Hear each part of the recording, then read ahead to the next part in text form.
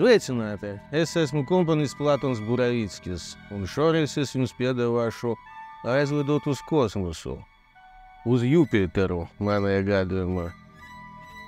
Kādas skaņas ir kosmosā? Kurš pēdējais bija nesen kosmosā, tad atceras, ka kosmos neskan. Skan tikai mūsu domas, mūsu iztēles, tas, kas mums ir iekšā. Ar Jupiteru vispār ir grūti. Tur ne tikai skaņas, tur virsmas nav. Līdz ar to mēs varam vērot viņu no malas,